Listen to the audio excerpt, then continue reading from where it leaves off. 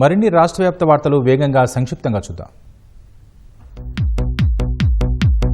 అనంతపురం జిల్లాలో హంద్రినీవా ప్రధాన కాలువ విస్తరణ పనులను పరిశీలించడానికి సీఎం చంద్రబాబు ఈ నెల 9న వెళ్లే అవకాశం ఉన్నట్లు సమాచారం. దీంతో ముందస్తుగా వజ్రకరూరు మండలం రాగులపాడు, ఉరవకొండ మండలం పెద్ద కౌకుంట్ల పరిసరాల్లో కాలువ విస్తరణ పనులను కలెక్టర్ వినోద్ కుమార్ ఉన్నతాధికారులతో కలిసి పరిశీలించారు.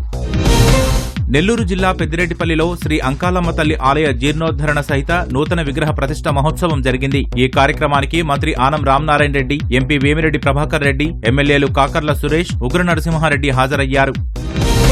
అనంతపురం జిల్లా రాయదుర్గంలోని సెయింట్ పాల్ స్కూల్ ఆవరణలో ఉచిత మెగా వైద్య శిబిరాన్ని ప్రభుత్వ వైపు కాలువ శ్రీనివాసులు ప్రారంభించారు. అనంతపురం కిమ్స్ సవేరా ఆధ్వర్యంలో వైద్య శిబిరం నిర్వహించారు. పల్నాడు జిల్లా దాచేపల్లి, గురజాల మండలాల్లో ఉచిత కుట్టు మిషన్ శిక్షణ కార్యక్రమాన్ని ఎమ్మెల్యే ఎరపతినేని శ్రీనివాసరావు ప్రారంభించారు. ప్రతి మహిళ తన కాళ్ల మీద తాను నిలబడేందుకు కూటమి ప్రభుత్వం చేయూతనిస్తుందని ఎమ్మెల్యే తెలిపారు. కడప జిల్లా బ్రహ్మంగారి మఠంలో 3.70 కోట్ల అభివృద్ధి పనులను ఎమ్మెల్యే పుట్టా సుధాకర్ యాదవ్ ప్రారంభించారు. అంతకుముందు బ్రహ్మంగారి సమాధిని దర్శించుకుని ప్రత్యేక పూజలు చేశారు. కడప మండలానికి సంబంధించి దేవుని కడప చెరువును కొందరు వ్యక్తులు ఆక్రమించి గ్రావెల్ మట్టి తవ్వడంపై కలెక్టర్ శ్రీధర్ చెరుకూరి విచారణకు ఆదేశించారు. కలెక్టర్, ఆర్డీఓ, తహసీల్దార్ సమక్షంలో దేవుని కడప చెరువును ఆయన పరిశీలించారు.